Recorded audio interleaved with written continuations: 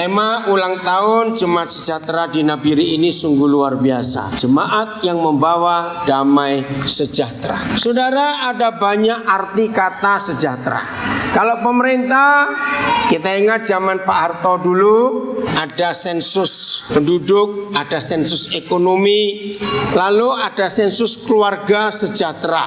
Nah, bagi pemerintah masa itu, keluarga sejahtera itu dinilai dari rumahnya, lantainya, ada TV-nya. Ingat ya, waktu kita di sensus zaman itu, cukup pangan atau tidak. Nah, ternyata sejahtera kalau dilihat dari fisik rumah itu tidak tepat.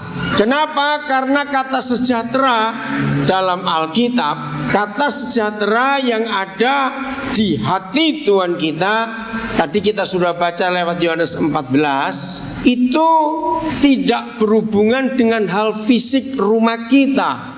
Faktanya apa?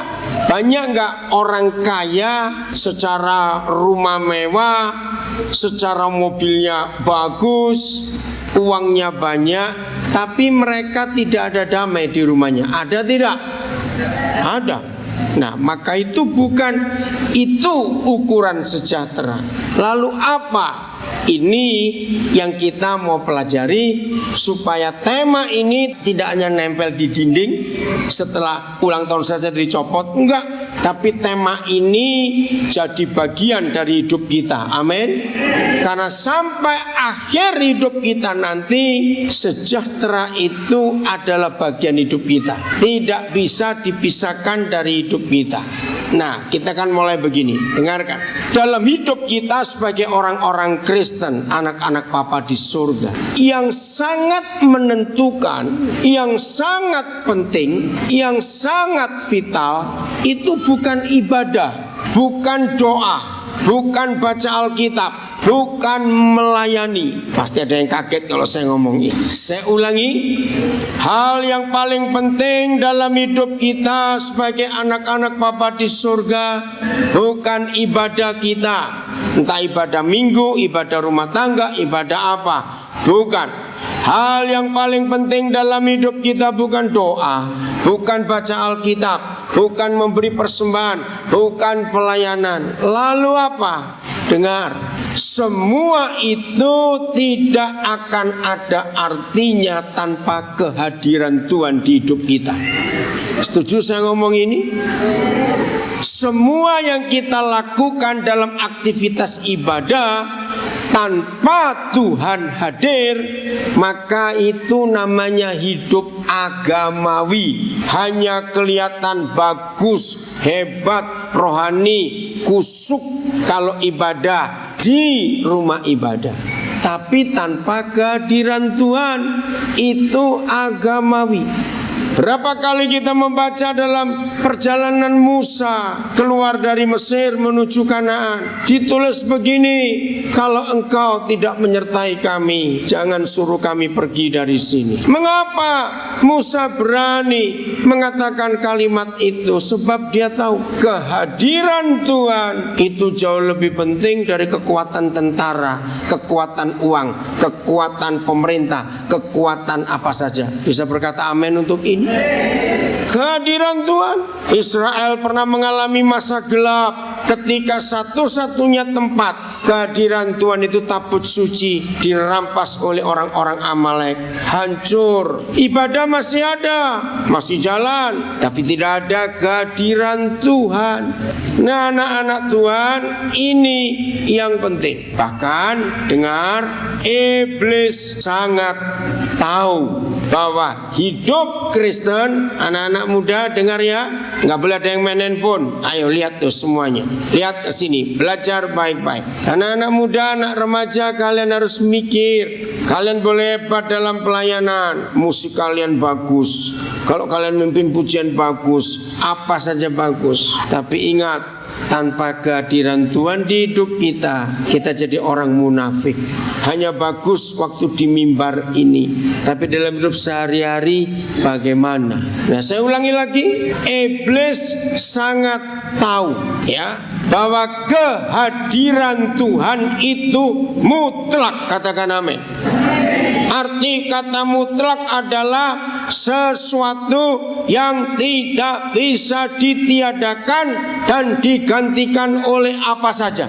Kehadiran Tuhan dalam hidup kita itu segala-galanya. Ingat, ibadah yang hebat tanpa Tuhan hadir itu hanya kemunafikan, itu hanya ritual, itu hanya liturgi, itu hanya tata cara, dan itu membosankan. Maaf, mengapa hampir semua gereja kalau ibadah pemuda susah sekali menghimpunkan? Karena bosan, tidak ada kehadiran Tuhan. Nah, iblis tahu, maka itu iblis selalu berusaha untuk membiarkan orang Kristen aktif ibadah, aktif melayani, tetapi jangan pernah mengalami kehadiran Tuhan. Dan iblis berhasil. Ini yang mengerikan. Dan iblis berhasil.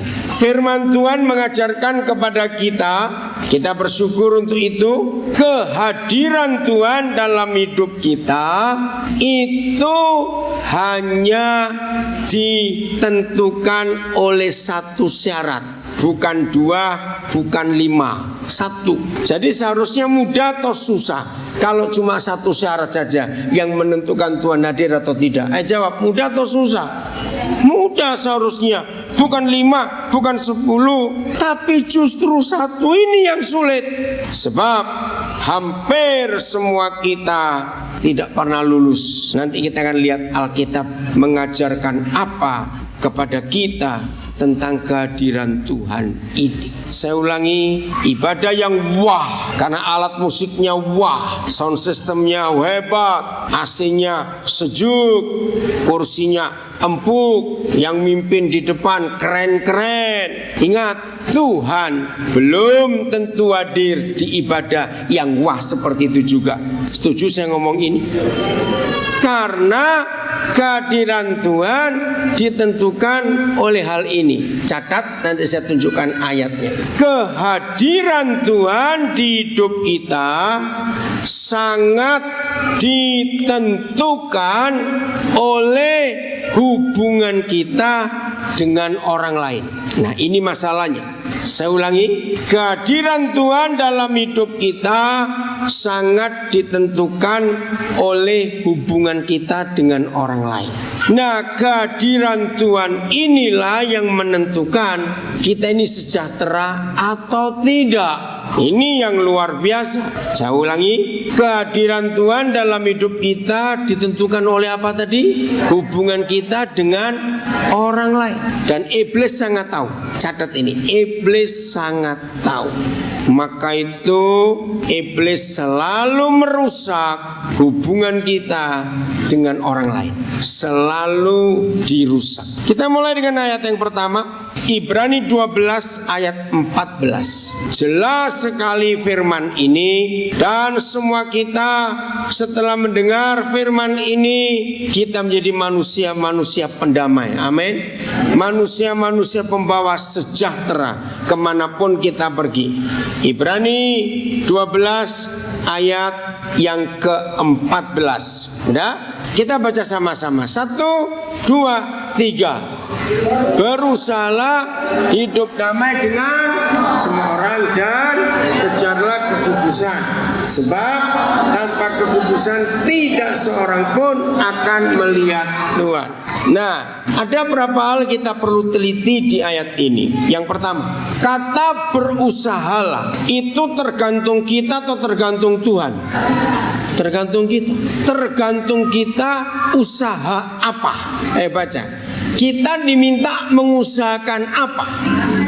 Hidup damai, hidup sejahtera, hidup berdamai, tidak bermusuhan. Dengan berapa orang? Semua. Semua orang itu berapa? Bukan banyak, salah. Ya semua. Enggak ada yang terkecuali. Walaupun orangnya cuma separuh, enggak apa-apa. Lu kan ada orang separuh, bukan kalau cacat. Oke, semua orang. Nah, ada kata yang kurang tepat. dan kejarlah yang betul perdamaian. Sama kata kekudusan. Karena kalau orang tidak berdamai itu tidak kudus. Tapi sayang kata kekudusan dalam gereja, istilah gereja seringkali dihubungkan dengan masalah percabulan. Betul, orang berzina tidak kudus, orang cabul tidak kudus. Tapi kata kekudusan di ayat Ibrani 12:14 ini bukan masalah percabulan, masalah nggak berdamai. Maka itu harus diganti. Begini, berusahalah hidup damai dengan semua orang dan kejarlah perdamaian. Sebab tanpa perdamaian, sebab tanpa hidup damai dengan semua orang. Baca sama-sama kalimat terakhir itu penting. 1, 2, 3. Tidak seorang pun akan. Saudara jangan main-main. Kalau kita tidak bisa melihat Tuhan, bisa bertemu tidak? Jawab. Kalau kita nggak bisa melihat Tuhan, bisa bertemu tidak? Tidak. Jadi kalau kita nggak bisa melihat Tuhan, bisa bertemu Tuhan tidak? Tidak. Nah inilah yang dibuat oleh iblis, membuat sebanyak-banyaknya hamba Tuhan dan orang Kristen tidak pernah ketemu Tuhan, tapi aktif melayani. Dengar, bisa atau tidak? Ayo jawab, bisa atau tidak? Sangat bisa. Ini yang berbahaya. Banyak majelis hamba Tuhan, orang Kristen aktif pelayanannya, tapi Tuhan tidak pernah hadir di hidupnya. Sebab dia punya koleksi musuh. Koleksi kok musuh? Banyak gak orang punya koleksi musuh? Jawab, banyak. Enggak cuma itu. Kalau tidak bisa melihat Tuhan, berarti kalau dia mati bisa ke surga tidak? Tidak. Karena kalau nggak bisa melihat berarti nggak bisa ketemu. Kalau nggak bisa jumpa Tuhan berarti tidak bisa ke surga.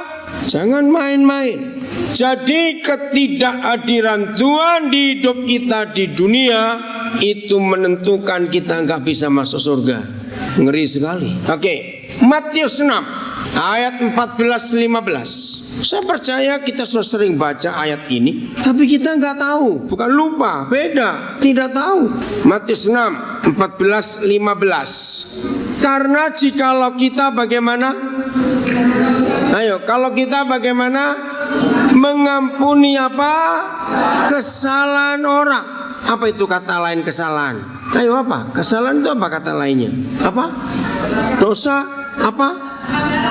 Pelanggaran, apalagi perbuatan orang yang tidak baik.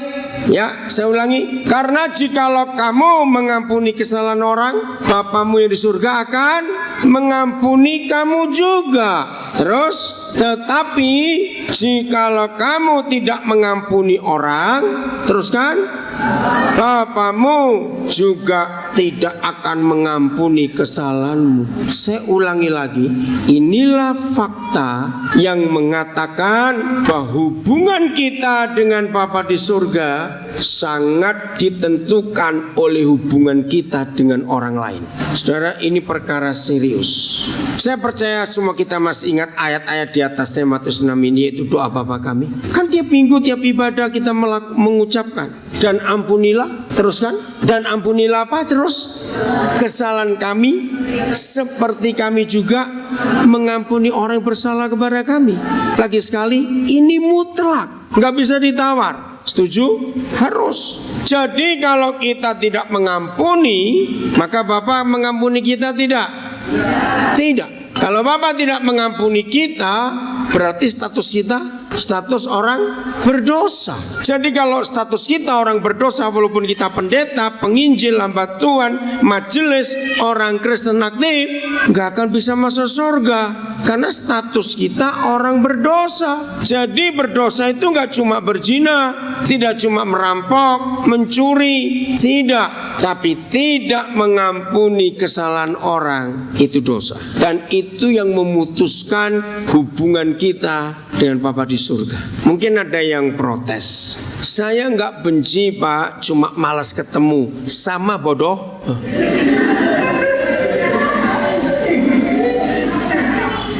orang seperti itu? Nah, bertobat kalau ada. Saya tidak benci, tapi saya malas ketemu. Awas, siapa yang pernah ngalami? Jalan, ada orang itu, terus belok, awas. Anak-anak yang sekolah yang punya musuh yang belum ngampuni, awas. Saudara, dalam hukum surga, saya selalu pakai istilah ini. Saya tidak pernah hafal KUHS, KUHP, Kitab Undang-Undang Hukum Perkara, baik yang pidana maupun perdata. Saya tidak pernah hafal. Itu yang hafal polisi, jaksa, hakim, betul ya. Tapi saya hafal KUHS. Tahu KUHS? Kitab Undang-Undang Hukum Surga. Saya hafal itu. Tanyakan kepada saya tentang hukum surga, saya akan jawab tentang hal apa saja. KUHP saya nggak hafal. Nah, di dalam KUHS tentang pembunuhan sederhana, simple, satu hukum saja. Tapi KUHP tentang pembunuhan banyak sekali. Ya, pembunuhan berencana hukumnya beda. Pembunuhan tidak sengaja hukumnya beda. Pembunuhan satu orang pelakunya dengan pembunuhan rame-rame beda lagi. Macam-macam hukumnya. Ya, kok sering ngikuti berita hari ini sidangnya kasus Mirna ya, kopi sianida itu nggak putus-putus, susah sekali. Surga cuma satu, pasal pembunuhan dan tidak ribet-ribet. Mau tahu atau tidak? Tahu risikonya kalau tahu hukum ini? Ingat tuh, Tuhan Yesus pernah berkata begini, kalau kamu melanggar hukum, tapi karena kamu tidak tahu hukum, maka kamu tidak dihukum. Tapi kalau kamu tahu hukum dan kamu langgar, maka kamu bersalah. Nah, saudara ingin bersalah atau tidak setelah tahu hukum? Maka itu saya beritahu dulu, karena saya sayang saudara. Mau tahu atau tidak? Betul? Mau? Tahu risikonya apa kalau tahu? Oh, terima kasih. Tahu risikonya kalau tahu hukum tidak melakukan, apa risikonya? Loh, ya dihukum. Sudah tahu kok tidak melakukan, tidak tahu gimana. Maka itu saya tanya lagi, sebelum hukum ini kita pelajari sama-sama. Mau tahu atau tidak? Kalau tahu hukumnya, akibatnya apa tahu? Apa? Dihukum. Kalau tidak, ya sudah, yang tanggung jawab saudara, bukan saya. Saya sudah menyampaikan peringatan ini, oke? Jadi kalau dosa, tanggung sendiri, jangan saya nanggung. Saya sudah urusan sendiri dengan Tuhan. 1 Yohanes 3:15. Ini hukum, inilah KUHS. Pasal-pasal tentang pembunuhan dalam kitab suci kita. Sederhana sekali. 1 Yohanes 3:15. Udah, sederhana, nggak banyak-banyak, satu aja. Setiap orang, apa kata lain setiap orang? Semua, nggak ada yang lolos. Pokoknya orang. Kalau anjing nggak kena di sini, gitu aja sudah. Berarti ya maksudnya begitu. Setiap orang yang bagaimana membenci saudaranya adalah, ini yang luar biasa. Buat KUHS, membunuh tidak harus menghilangkan nyawa orang. Maka itu pengadilan dunia tidak bisa mengadili orang benci. Loh, betul nggak? Mana di pengadilan Anda mengadili orang benci? Tidak ada. Tapi surga mengadili pembenci. Saudara, ini hal serius. Ingat tadi, saya nggak benci, tapi tapi apa tadi? Malas ketemu. Berarti dia pembunuh tidak? Oke. Berarti di ruangan ini banyak pembunuh nggak kira-kira? Aduh. Loh, jawab, kira-kira banyak pembunuh nggak di gereja ini? Aduh. Nah, berarti masuk neraka semua ini kita. Serius, saudara, kita boleh sambil tertawa belajar ini, tapi ini kebenaran yang kita harus alami. Saya percaya semua kita cukup mampu oleh Roh Kudus untuk menghindari diri dari perzinahan, pencurian, betul? Tapi ternyata kita sulit menghindari diri dari rasa benci pada orang lain. Ini yang bahaya. Saya mau beritahukan bukti ini. Oh, saya baca dulu sampai habis ya. Ulangi. Setiap orang yang membenci saudaranya adalah apa? Seorang pembunuh manusia. Dan baca, dan kamu tahu bahwa tidak ada seorang pembunuh yang tetap memiliki hidup yang kekal dalam dirinya. Berarti bisa masuk surga tidak? Tidak. Maka itu jangan main-main. Jangan main-main dengan rasa tidak suka. Jadi bukan cuma benci yang memisahkan kita dengan Tuhan, bukan hanya marah kepada seorang lalu kita tidak mengampuni yang membuat kita tidak bisa menikmati Tuhan hadir. Tidak hanya malas ketemu, tapi yang paling sederhana dari semua kebencian ini, benih yang pertama itu namanya jengkel. Apa? Jengkel. Jengkel itu besar atau kecil sebetulnya nilainya? Ayo, jengkel itu besar atau kecil nilainya? Kecil. Maaf, suami istri paling gampang gak saling menjengkelkan? Ayo jawab, sudah menikah ini. Suami istri paling gampang gak saling menjengkelkan? Paling gampang. Maka itu hati-hati. Mungkin kita suami-suami, istri-istri hampir gak pernah berkata jengkel aku jengkel, cuma awas. Sering gak kita begitu? Jawab, sering tidak? Cepat. Nah, itu sudah membunuh. Itu sudah membunuh. Kata aku tidak suka itu sudah pembunuh. Lu kok diam semua? Sering gak kita seperti itu pada suara kita, pada pasangan kita? Sering tidak? Sering pada teman-teman di sekolah, pada ibu bapak gurumu, anak-anak yang masih sekolah, pada pak polisi yang tiap pagi suka periksa-periksa itu. Loh, awas. Pokoknya kepada siapa saja saudara dan saya harus hidup dalam damai sejahtera. Tidak ada jengkel, tidak suka, malas ketemu, sampai marah, lalu benci, lalu dendam dan sebagainya. Tidak boleh pada siapapun juga. Maka kalau kita mulai hidup kita setiap hari seperti ini, maka sungguh damai sejahtera itu akan nyata di hidup kita. Nah, dari semua firman ini ada satu ayat yang sangat penting, yang merupakan kunci dari semuanya. Matius 5 ayat 9. Inilah ayat yang sangat sering dipakai iblis untuk membatalkan status kita sebagai anak-anak Bapa di surga. Matius 5 ayat, bukan Markus, itu Markus. Matius 5 ayat 9.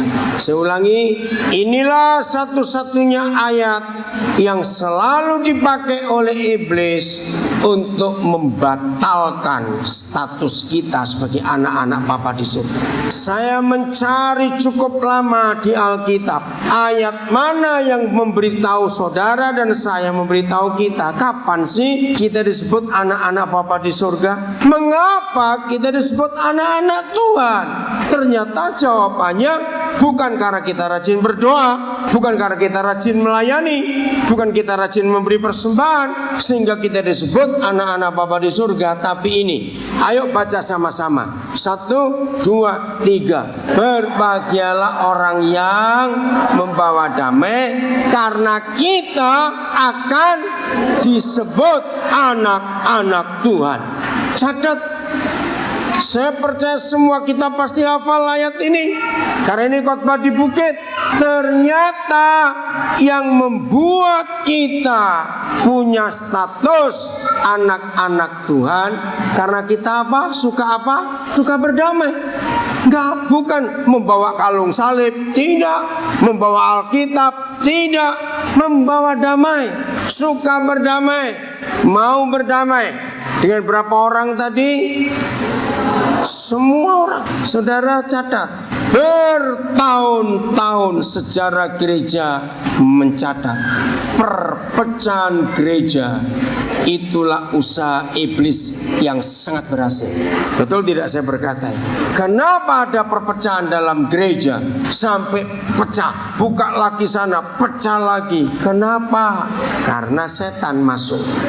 Maka itu saya ngeri setiap kali dengar ada perpecahan gereja, lalu gereja buka baru lagi. Dan biasanya gereja yang pecah itu pasti saingan. Betul tidak saya berkata? Saingan gedungnya lebih megah dari yang musuhnya, alat musiknya harus lebih bagus daripada lawannya. Mengerikan sekali. Kenapa? Karena iblis tahu ayat ini. Maka itu gereja-gereja yang pecah dan tidak mau berdamai, maka mereka bukan anak-anak Tuhan, walaupun ada ibadah. Ngeri sekali.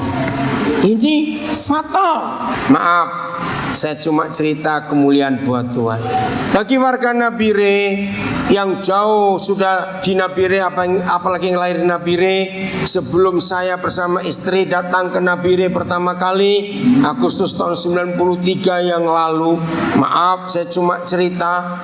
Saya masih ingat waktu itu waktu kami ngurus surat izin Yayasan Pesat. Pas saya baru keluar dari ruangan, belum di luar halaman, masih di kantor Kandep Agama, tiba-tiba saya dengar suara dari dalam. Mungkin pejabat itu mikir saya sudah pergi. Ternyata saya masih ketemu seseorang di luar. Ada kalimat begini yang saya ajak bicara, ikut dengar. Orangnya sudah pindah ke Manokwari, pejabat itu. Mana mungkin ada pendeta Cina itu ke Nabire nggak buka gereja. Ada 3 orang yang mendengar kalimat itu. Jadi mereka 3 kaget, saya juga kaget. Lalu saya beri kalimat kepada 3 yang di luar itu. Waktu yang membuktikan bahwa saya tidak akan pernah buka gereja. Maaf ibu bapak saudara-saudara, dalam kapasitas panggilan saya seperti ini, saya cuma tanya, saya sangat mampu nggak saya buka gereja di Nabire? Sangat mampu tidak? Sangat. Kenapa saya tidak mau?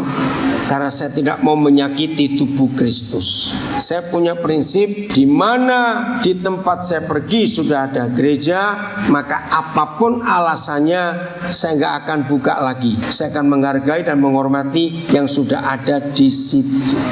Maka itu gereja-gereja baru yang masuk Nabire, saya selalu menentang dan melawan. Untuk apa? Di Nabire sudah banyak gereja, untuk apa ditambahi lagi? Akhirnya gereja kecil-kecil di Nabire ini. Betul tidak? Untuk apa? Saya selalu berusaha hidup damai dengan semua orang, karena saya takut status saya sebagai anak-anak Tuhan gagal dan batal dan gugur. Bukan karena saya tidak khotbah, bukan karena saya tidak baca Alkitab, bukan karena saya tidak berdoa, bukan karena saya tidak memberi persembahan, tapi saya tidak mau berdamai dengan semua orang. Status saya gugur jadi anak Tuhan, walaupun saya masih berstatus pendeta.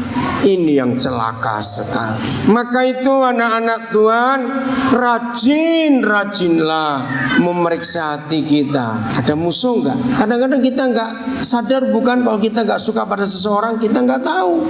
Tapi itu celah yang iblis buka untuk membuat Tuhan tidak hadir di hidup kita. Bahaya sekali.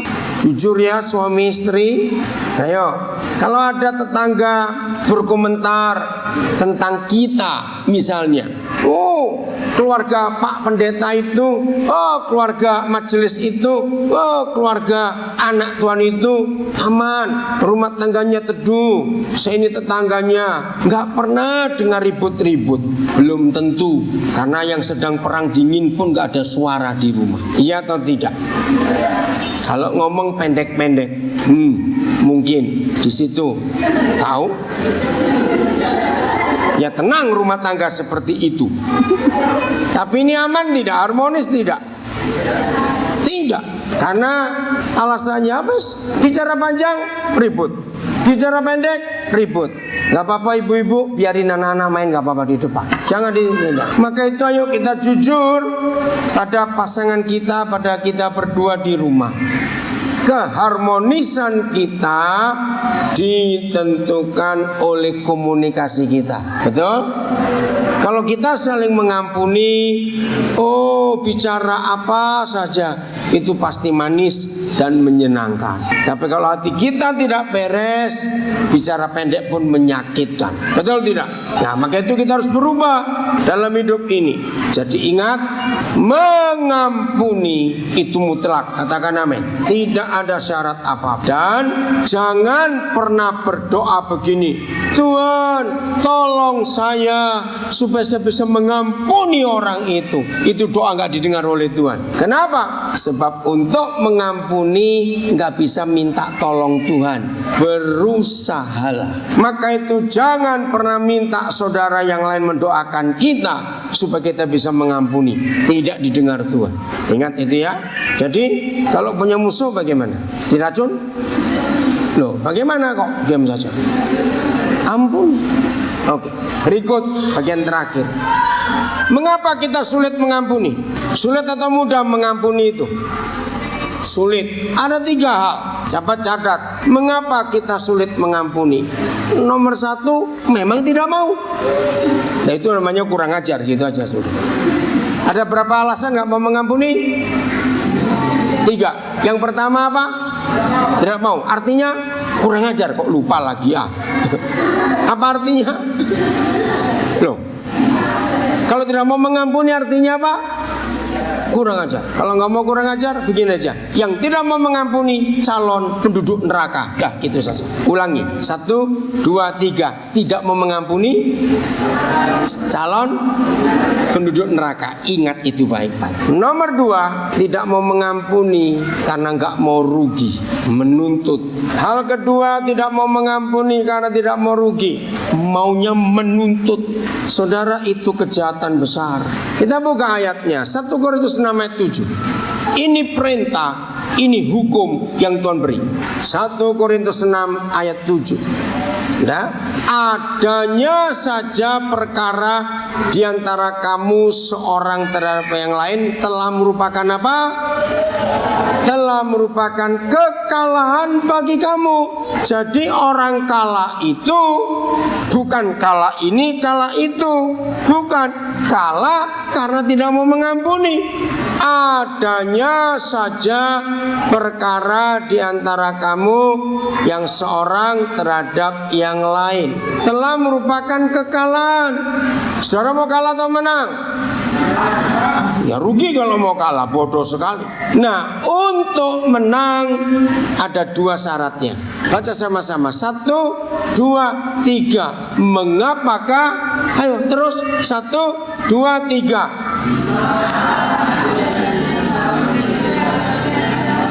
Yang kedua, mengapakah? Ini firman Tuhan. Jadi orang yang tidak mau mengampuni karena nggak mau rugi, berarti melanggar firman ini. Mengapakah kamu tidak lebih suka dirugikan? Mengapa kamu tidak lebih suka menderita ketidakadilan? Oh, dunia nggak bisa terima tentang hal ini. Dunia selalu menuntut, tapi ini hukum. Memang secara keadaan fakta manusia, kalau kita tidak bersalah, orang itu bersalah, lalu kita mengampuni, secara fakta dunia yang rugi siapa? Siapa yang rugi? Kita. Tapi di mata Tuhan siapa yang untung? Kita. Iblis yang rugi. Kalau kita mengampuni siapapun dan apapun alasan orang itu buat salah kepada kita, yang rugi itu iblis, yang untung kita. Oh enggak, amin? Amin? Kita yang untung, iblis yang rugi. Berapapun kerugian kita, tetap bisa dapat lagi enggak? Dapat. Oke. Saya cuma cerita ya, kasus ini terjadi di Biak, ya, di Biak. Waktu itu yang jadi camat kota Biak, Bapak Yohanes Supakoa. Ada pernah kenal? Coba tanya, beliau masih hidup. Ada kisah nyata. Saya beli rumah di Biak tahun 96, cukup lama. Saya kenal pemiliknya. Nah, karena sudah kenal baik, saya salah. Akte jual beli itu saya belum tanda tangani. Ya, waktu itu belum ada notaris, masih Pak Camat yang ngurusin. Tapi akte jual beli yang formulir sudah saya tanda tangani. Ya tinggal balik nama saja yang belum. Artinya 4 tahun kemudian Pak Camat yang sama, kebetulan masih jadi camat, itu telepon saya. Dia telepon pertama gini, Pak Pendeta, setahu saya Bapak kan gak jual rumah itu. Tidak, saya kaget. Kenapa? Itulah, saya tahu Bapak enggak jual, bahkan Bapak belum balik nama. Kenapa? Ada yang datang mau balik nama rumah itu. Loh, siapa orangnya? Ternyata ini hamba Tuhan. Dia pimpinan Bank Danamon waktu itu di Biak, pengkhotbah lagi. Dan dia pernah khotbah di rumah saya itu, yang pernah dipakai untuk ibadah. Pak Camat bilang, Pak, ini urusan pidana berat. Saya tanya, siapa yang dipidanakan? Ya antara pemilik yang lama dengan pembeli ini. Kenapa berani beli lagi? Ya memang saya salah, saya belum buat balik nama. Akta jual beli sudah, balik nama belum. Saya telepon pemilik yang lama, Ibu, kenapa Ibu jual lagi? Saya pikir Pak Daniel gak jadi beli. Loh, kan saya sudah bayar. Ya tapi kan belum dibalik nama sampai sekarang. Enak aja dia ngomong begitu. Nah dia ini janda. Ya saya bilang ya sudahlah, mau tuntut apa lagi. Jadi saya telepon kepada pimpinan Danamon ini. Saya bilang baik-baik, Ibu kan sebagai pimpinan bank itu kan tahu undang-undang semua. Dan apalagi Ibu tahu sendiri, pernah khotbah di rumah itu waktu saya undang pelayanan, waktu ada ibadah apa saya lupa. Iya Pak, memang saya tahu. Tapi pemiliknya bilang Pak Daniel nggak jadi beli. Ya udahlah, saya nggak mau panjang-panjang, saudara. Maka waktu itu di kota Biak gempar sekali. Jadi saya beli rumah saya sendiri. Ngerti enggak? Saya beli lagi rumah saya itu. Habis nggak mungkin ibu janda ini kembalikan uang yang sudah diterima dari pimpinan Bank Danamon ini. Pasti sudah dipakai juga. Wah, itu ribut besar di sana. Jadi ribut bukan saya, mereka itu. Saya bilang, apa saya rugi? Saya bilang tidak, saya menang. Saya mengampuni 2 orang itu. Ngerti ya maksudnya? Dan sampai hari ini saya nggak merasa rugi. Dan Tuhan tetap berkati saya luar biasa. Kalau toh mau diperkarakan bisa saja, untuk apa? Karena kalau sudah baca 1 Korintus 6 mulai ayat 1 akan tahu orang benar tidak boleh berperkara di pengadilan orang kafir. Itu 1 Korintus 6 ini luar biasa. Dan inilah fakta yang ada. Mengampuni itu sangat menguntungkan. Amin. Karena tidak bisa membuat iblis menang. Tuhan tetap hadir di hidup kita yang mau mengampuni. Maka itu jangan pernah membiarkan iblis menang atas hidup kita. Amin. Hal ketiga, ulangi lagi. Ada berapa hal tidak bisa mengampuni? 3 hal. Satu apa tadi?